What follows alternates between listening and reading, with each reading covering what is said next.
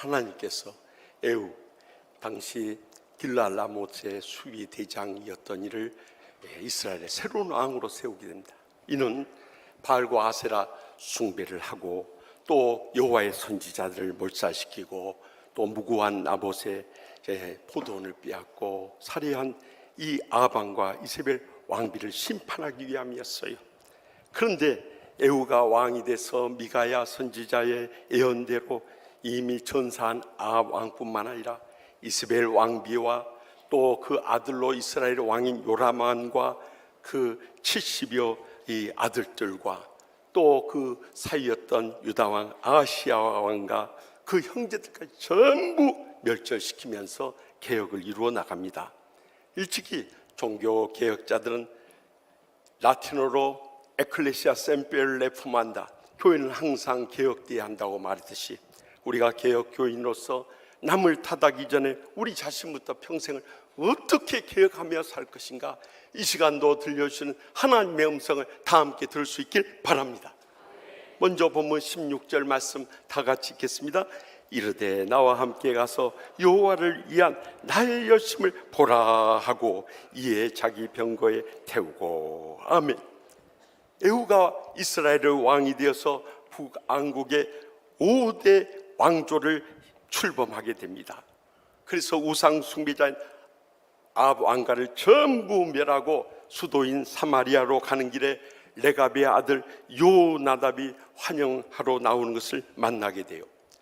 이 레갑 족속들은 당시에 나시린처럼 포도주도 마시지 않고 밭이나 과수원도 만들지 않고 집을 짓지 않고 장막에 거하면서 유목생활을 하는 금욕적인 신앙을 갖췄던 이들입니다. 그런데 이 레갑 족속의 아들인 요나답에게 에후 왕이 안부를 묻어요. 내 마음이 내 마음을 향하여 진실한 같이 내 마음도 진실하냐 하고 물으니까요, 요나답이 그러나이다 하고 대답을 했어요. 그러자 에후 왕이 그러면 나와 손을 잡자 하고 말하면서 요나답의 손을 잡고 에후 왕의 병거에 끌어올려서 나와 함께 가서 여호와를 위한 나의 열심을 보라 하고 외치게 된 거예요. 그 열심이란 것은 하나님을 충성스럽게 섬기며 바알 숭배자들 멸절하고자 하는 그 열심이었던 것입니다. 우리도 말세의 마지막 때를 살아가면서 라오디게아 교회처럼 차지도 아니하고 덥지도 않은 미지근한 신앙을 가져서는 안 될 거예요.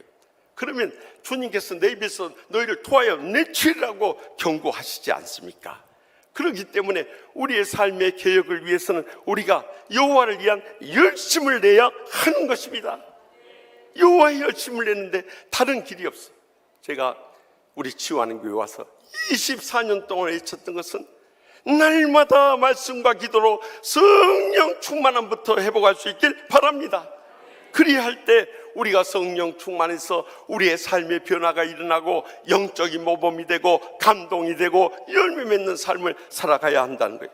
그리고 복음의 증인으로서 우리의 가족이나 또한 직장이나 이웃들이나 땅끝까지 이르러 증인된 삶을 살아야 할 것입니다. 그래서 예레미야 선지자는 예레미야 20장 9절에서 내가 다시는 여호와를 선포하지 아니하며 그의 이름으로 말하지 아니하리라면 나의 마음이 불붙는 것 같아서 골수에 사무치니 답답하여 견딜 수 없나이다 하고 고백했던 거예요. 여러분, 여호와를 선포하지 않아요. 그의 이름을 말하지 않으면요, 내 마음에 불이 붙는 것 같아서 골수에 사무치며 답답하여 견딜 수 없으십니까? 대답 갑자기 없어져 버린 거 보세요. 이것이 문제예요. 쉬운 일은 아니지만은 이 정도로 여호와를 위한 열심히 우리의 심령 속에 불타올라야 한다는 거예요. 주님의 복음을 위해서, 우리 주위에 죽어가는 영혼들을 위해서, 주님의 영광을 위해서 생의 마지막 순간까지 여호와를 위한 열심으로 살아야 된다는 것입니다. 지난 수요일 주요 일간지를 통해서 소개된 감동적인 이야기입니다. 전남 담양에서 외아들로 태어난 홍남선 성도님이 평소에도 월급날이 되면은 그것을 가지고 어려운 이웃들, 식사도 대접하고 옷도 사주고 용돈도 대주면서 그렇게 일생을 살았어요. 심지어는 추운 겨울에 가다가 이렇게 노숙자가 떨고 있으면 자기 옷을 벗어가지고 받고 입힐 정도로 주님의 사랑을 실천한 사람이었어요. 그런데 전전주 목요일 자택에서 어지러움을 호소하다가 쓰러져서 의식을 잃고 말았어요. 그리고 뇌사 상태에 빠졌어요.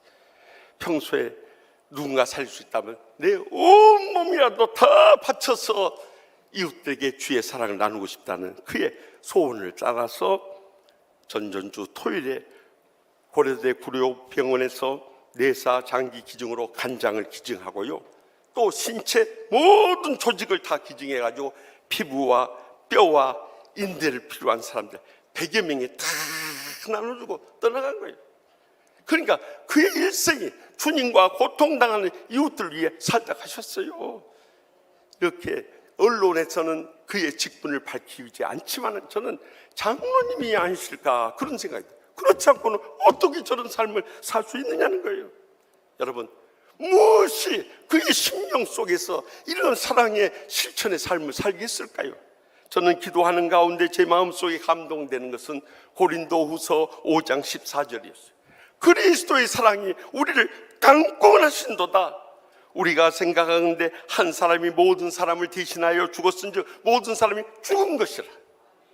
예수 그리스도의 십자가의 사랑이 강권했기 때문에 자신이 죽어서라도 모든 사람을 살리기 원하시는 주님의 사랑이 있었기 때문에 이 모든 것이 가능하지 않았는 거예요. 주님의 사랑이 우리를 강권하면요, 세상 사람들이 우리를 향해서 그럴 거예요. 예수에게 미쳤냐? 교회에 미쳤냐? 심지어는 우리 집에서 살면서 목사가 그렇게 좋으면 교회 가서 붙어 살아라, 그런 이야기 한 번 좀 들으셨을 거예요.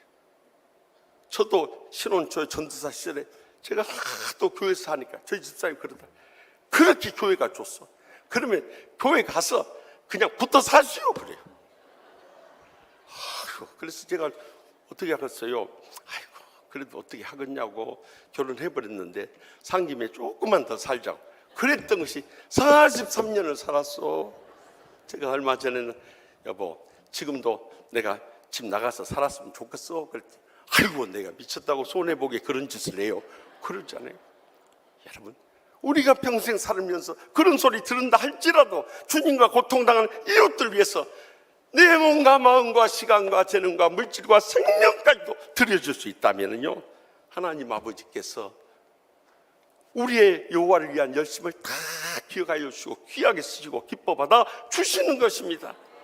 그래서 일찍이 유신론적 실존주의 철학자요 신학자였던 쉐런 키에르케고르가 말했듯이 이제 우리의 남은 여생 하나님 앞에서 단독자의 신앙을 가지고 살아가야 되는 거예요.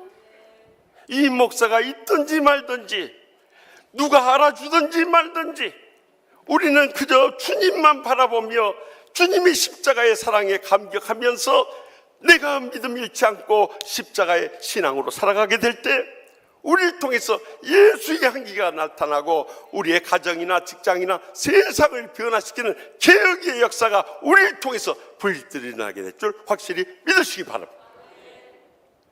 계속해서 본문 18절 말씀 다 같이 읽습니다. 예후가 무백성을 모으고 그들에게 이르되 아합은 바알을 조금 섬겼으나 예후는 많이 섬기리라. 아멘. 예후 왕은 이스라엘에 있는 바알 숭배자들을 전부 소탕하기를 원했어요. 그래서 기만수를 썼던 거예요. 새로 된 왕 예후는 전에 왕 아합 왕이 이 바알신을 잘 섬겼는데 아합 왕은 바알을 조금 섬겼지만 예후는 많이 섬기라는 소문이 나게 한 거예요.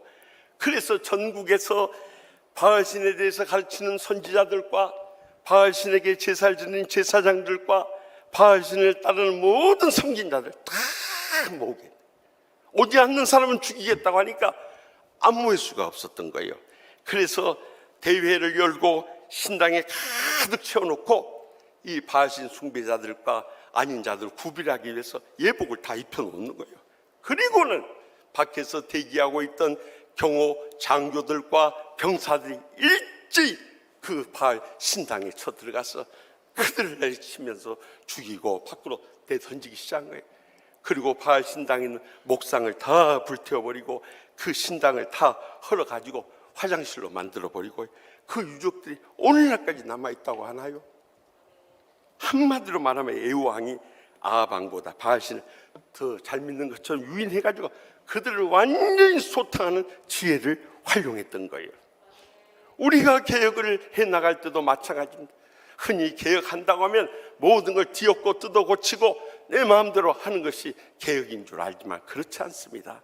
개혁이라는 것은 상처도 안 주면서도 시험에 안 빠뜨리면서도 어떠한 희생을 강요하지 않으면서도 자연스럽게 믿음의 사람의 삶을 통해서 그들을 감동시키고 변화시키는 열매 맺는 개혁이 이루어져야 하는 것입니다. 그래서 마태복음 10장 16절에 예수님께서도 제자들 복음 증거하러 떠나게 보내면서 보라 내가 너희를 보냄이 양을 이 가운데로 보냄과 같도다. 그러므로 너희는 뱀과 같이 지혜롭고 비둘기같이 순결하라 하고 명령하셨던 거예요. 여러분, 비둘기같이 순결하라는 것은 기본이지만요, 뱀과 같이 지혜롭지 않으면요, 우리가 사탄의 계략이 다 속아 넘어가서 서로 상처 주고 싸우고 다투고 이 갈라서고 흩어져 버리고 말기 때문에 우리는 이 사탄의 계략에 넘어가서는 안 된다는 거예요. 어떻게 해서든지 온 천하보다 귀한 영혼을 구원해내고요, 그들을 치유해내고요, 그들을 주님의 제자 삼는 일에 전심전력하는 개혁이 되어야 한다는 거예요. 이번 집중호우로 인해서 전국에서 44명이 사망하고요, 6명이 실종되고요, 지역 주민 16,940명이 대피하는 큰 피해를 입었어요. 특별히 청주 오송 지하차도에서 가장 많은 사람들이 목숨을 잃었어요.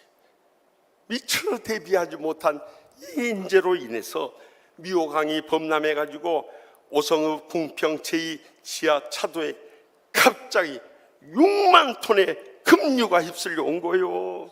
그러니까 미처 대피하지 못한 사람이 거기에 갇혀서 다 못 사는 거예요. 그런데 그 가운데서 이 버스 기사는 어떻게든 살려야 한다는 마음에 그 망치를 가지고 이 버스 안 유리창을 막 깨뜨리면서 빨리 유리창 깨고 나가라고 하는 가운데 많은 사람들이 뛰쳐나갔지만은, 그런데 마지막까지 거기서 나오지 못한 사람이 버스 기사와 함께 세상을 떠났어요. 그런데 우리의 신앙을 결선하면서 보면 꼭 장례식장 때 얼마나 많은 사람들이 몰려드는가 하는 거 보면 그분이 평생에 어떻게 사셨는가 알 수 있는데요, 수많은 그의 동료들과 친지들이 와서 흐느껴 우는데 와서 다 그분이 살아있을 때 그 감동적인 미담을 들려주는 거예요. 35년 된 친구는 말하기를 명절마다 빠지지 않고 와서 어머니한테 절을 하고 갔던 그런 예의 바른 사람이라. 내가 어머니 못 모실 경우에 이렇게 출타 중일 때는 그 친구가 와서 우리 어머니를 모셔주는데 이제는 누가 우리 어머니 찾아주겠는가 하면서 느껴. 우리 또 동료들도 하는 말, 굳은 일을 다 도맡아서 그가 했다는 거예요.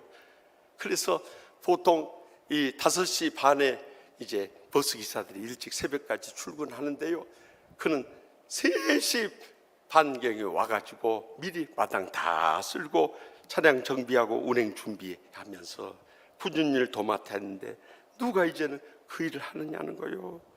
그리고요, 심지어는 죽어가면서도 다른 버스들이 그 지하차도로 몰려올까 봐서 그 회사에 전화를 해가지고 이쪽이 지금 물난리가 났으니까 이쪽 지하차도 쪽으로 운행하지 말게 해달라고 그 연락까지 하고요, 정작 자신은 거기서 빠져나오지 못한 거예요.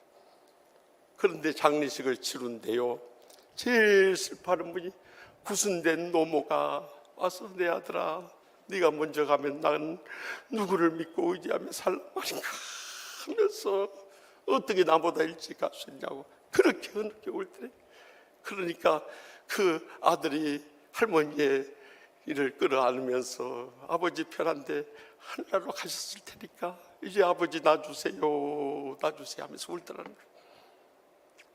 왜 이렇게 자기 희생을 하며 충성을 다한 자들만 먼저 가는지 모르겠어요. 그러나 그의 지혜가 아니었다면 아마 버스 안에 있는 사람들 다 몰살당했어요. 근데 마지막까지 그는 그 유리창을 망치로 깨주면서 한 사람이라도 더 빠져나갈 수 있도록 온 힘을 다해서 애쓰다가 정작 그는 빠져나오지 못하고 떠나갔지만 우리에게 많은 감동을 안겨다 주는 사고가 아닐 수 없었어요. 이제 우리가 개혁을 하며 신앙생활 할 때도 다 위로받고 다 힘을 얻고 다 살 수 있는 그런 지혜로운 개혁을 해나갈 수 있길 바랍니다. 그래서 고린도전서 9장 19절에서 내가 모든 사람에게서 자유로우나 스스로 모든 사람의 종이 된 것은 더 많은 사람을 얻고자 함이라 하고 바울 사도는 고백했던 거예요. 그래서 유대인들에게는 유대인과 같이 되었고요, 율법 아래에 있는 자에게, 그가 율법 아래에 있지 않았지만 율법 아래에 있는 자와 같이 되었고요, 율법 없는 자에게는 그는 율법을 가진 자였지만 율법 없는 자와 같이 되었고요, 또 연약한 자들에게는 그는 연약한 사람이 아니었지만 연약한 자와 같이 되면서요, 여러 사람에게 여러 모습으로 어떻게 해서든지 온 천하보다 귀한 영혼을 살린 일에 그의 일생을 쏟았던 것입니다. 우리도 때로는 말씀에 어긋나고 복음의 핵심을 벗어나고 우리의 믿음과 차이가 있다 할지라도 그들이 구원의 진리를 벗어나거나 사입이 이단이 아니면요 다 끌어안을 수 있길 바랍니다. 그래서 어떻게든지 영혼을 살리는 삶을 살아갈 때 그 지혜로운 개혁을 통해서 수많은 영혼들이 살아날 뿐만 아니라 하나님 나라 위해서 귀하게 쓰임받으며 영광 돌리게 될 줄 확실히 믿습니다. 마지막으로 본문 31절 말씀 다 같이 봅니다. 그러나 예후가 전심으로 이스라엘 하나님 여호와의 율법을 지켜 행하지 아니하며 여로보암이 이스라엘이 범한 야한 그 죄에서 떠나지 아니하였더라. 아멘. 여호와께서는 에후 왕이 아합 왕가를 멸절하고 바알신을 멸하고 바알 숭배자들을 전부 소탕한 것을 칭찬하면서요, 그의 자손 4대에 걸쳐서 왕위에 오를 것을 약속하세요. 이 하나님의 약속대로 에후 왕의 뒤를 이어서 요아스, 여로보암 2세, 스가랴이까지 그 자손 4대가 왕위를 계승해요. 그래서 주전 841년부터 752년까지 89년 동안 이스라엘 왕조 가운데 가장 최장수 제5대 왕조를 이룰 수 있었던 거예요. 그런데 안타깝게도 에후 왕도 인간이었기 때문에 허물이 있었어요. 그가 나름대로 여호와의 율법을 다 따른다고 했지만 전심으로 따르지를 못했던 거예요. 그래서 여로보암이 이스라엘에게 범한 그 죄라고 하는 것은 본문 29절에 나와 있는 바와 같이 이스라엘의 초대 왕이었던 여로보암 이래로 이 베델과 단의 금송아지를 섬기는 그 죄를 계속 답습해서 이어받았던 거예요.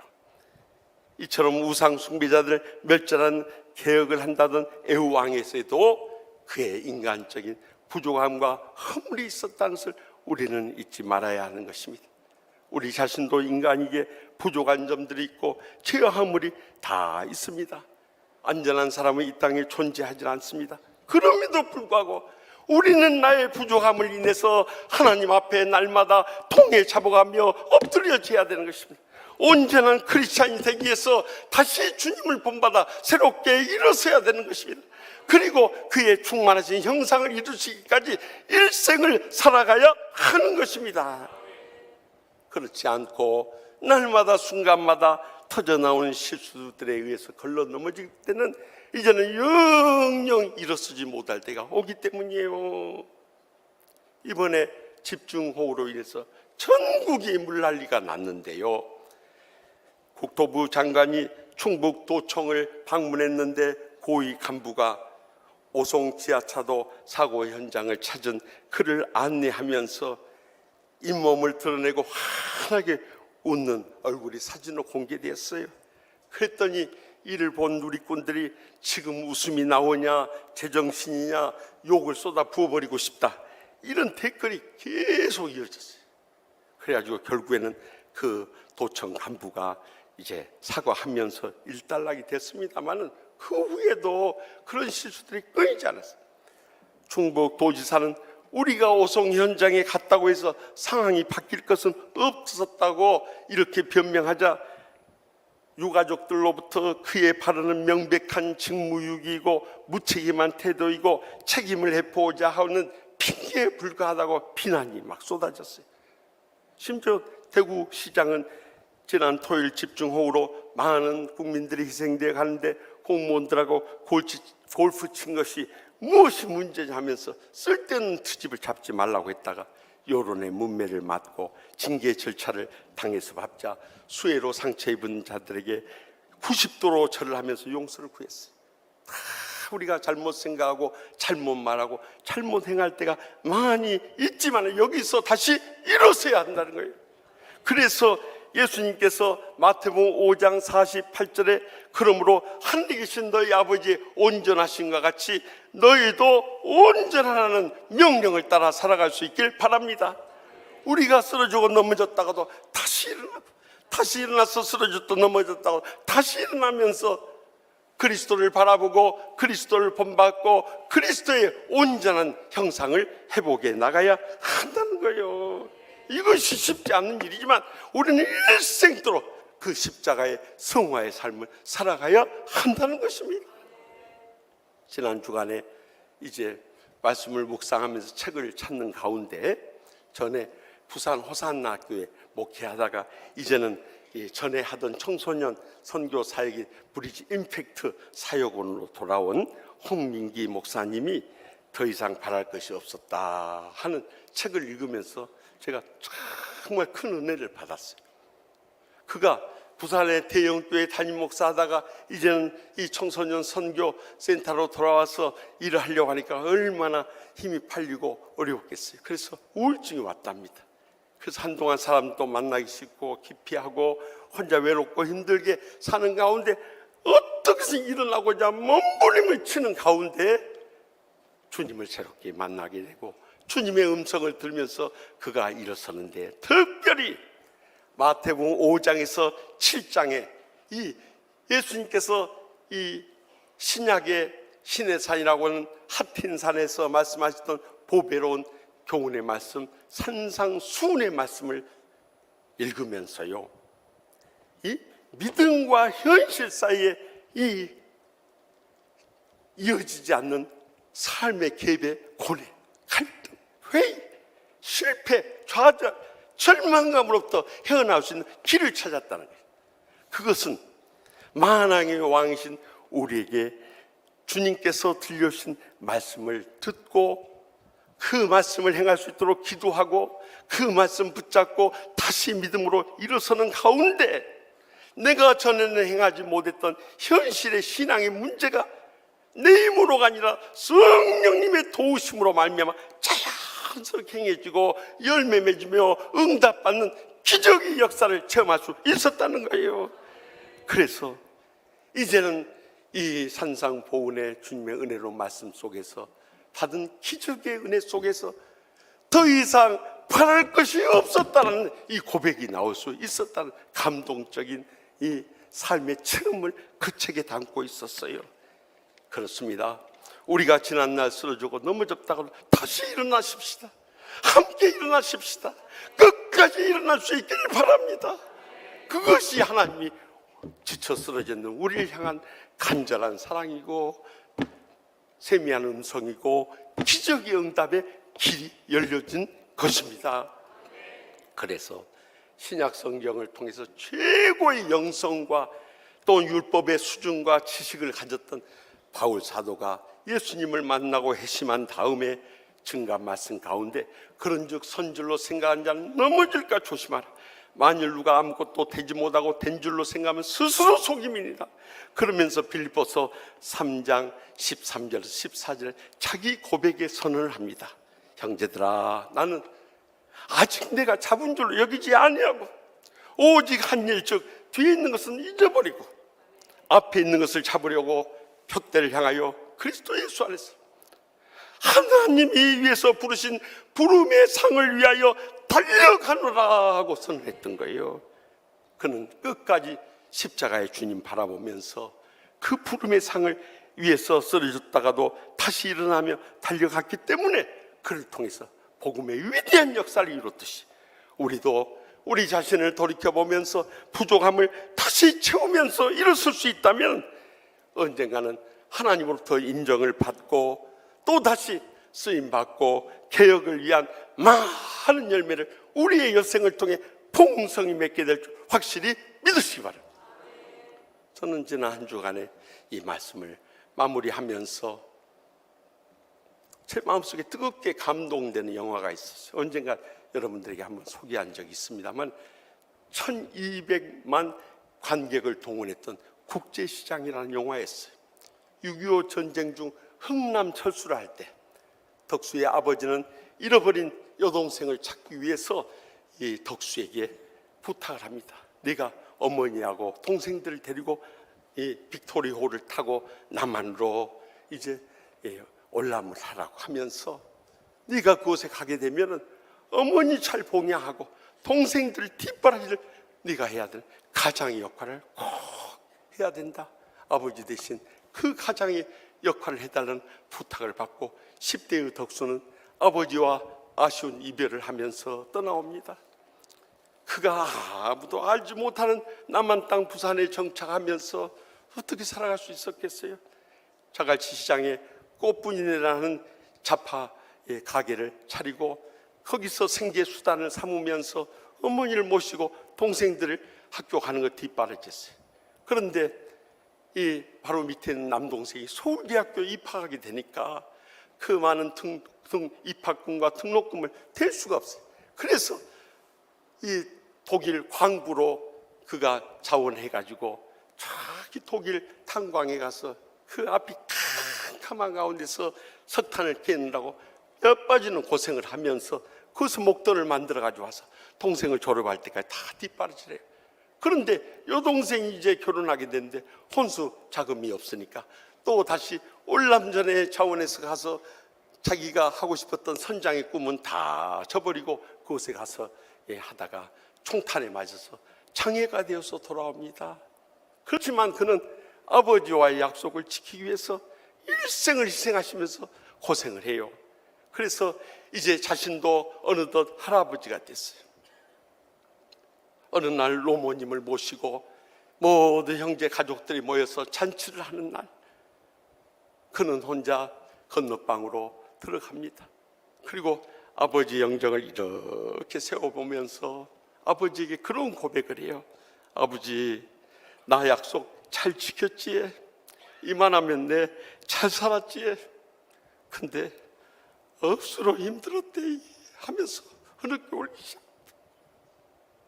사실 지나온 일생에서 자신의 행복이나 자신이 바라는 것들을 다 희생하고 고생했던 그 지난 날을 떠올리면서 서로 마음에 아버지에게 가슴에 쌓였던 고백을 쏟아놓은 거예요. 그때 아버지가 환상 속에 나타나서 이 아들을 이렇게 위로합니다. 울지 말라우 덕수야. 그래, 내 다 안다. 니한테 영 고맙다. 네가 잘해줘서 하면서 덕수를 끌어안아줍니다. 그러자 아버지의 이 해묵은 두루마기에 얼굴을 파묻고 덕수는 한없이 흐느껴 울게 돼요. 저는 그 광경을 보면서 이제 머지않아 천국에 가서 아버지를 배울 때 내가 뭘 하고 아버지에게 고백할까 하는 걸 떠올렸어요. 그때 저도 그렇게 고백할 것 같아요. 아버지, 어머니의 신앙의 모범을 따라 저 나름대로 잘해보려고 많이 썼습니다. 때로는 쓰러지고 넘어질 때 많았지만 그때도 아버지의 기대에 어긋나지 않은 목사 되려고 몸부림치며 살아왔습니다. 아버지, 저 잘했지요. 근데 억수로 힘들었습니다 하면서 눈물을 흘릴 것 같아요. 그것은 우리 모두 다 마찬가지입니다. 이제 주님 앞에 서게 될 날이 점점 가까워지고 있는데 주님 만날 때 여러분 어떠하겠습니까? 천국 문 앞에서 우리를 기다리는 주님 반가이 맞아 주실 때 그의 품에 안겨서 아마 한없이 울 것 같아요. 그동안 이 믿음 지키려고 얼마나 마음의 상처도 많이 받고 눈물도 많이 흘렸고 참 고생도 많이 했습니까? 그때 주님께서 우리 모두를 그렇게 대해줄 거예요. 우리 모두를 따스한 주님의 품에 안아주시고 우리의 상처난 가슴을 어루만져주시고 우리의 눈에 흘러내리는 눈물을 닦아주시면서 저는 주님으로부터 쭉 한마디만 듣고 싶어요. 차라리도다 착하고 충성되주가 내가 적은 일에 충성하였으면 많은 것을 내게 맡기리 내 주님의 즐거움에 참여할지어다. 이 주님의 위로와 칭찬의 음성 들을 수 있다면 그동안 희생하고 고생했던 것이 눈 녹듯이 녹아지고 더 이상 우리가 바랄 게 무엇이 있겠느냐는 거요. 사랑하는 성도 여러분, 우리가 믿음을 지키며 살아갈 때 부족하고 약한 것 많았어. 쓰러지고 넘어질 때도 많았어. 그러나 거기서 포기하지 않고 다시 일어났어. 주님이 기뻐하시는 삶을 살기 위해서 여호와를 위한 열심을 내고 뱀과 같이 지혜롭고 일생도록 자신의 부족함을 채워갈 수 있다면 우리도 언젠가는 주님 앞에 서게 될 때 주님의 칭찬과 영광과 존귀를 누릴 그날이 꼭 다가오게 될 줄 확실히 믿습니다.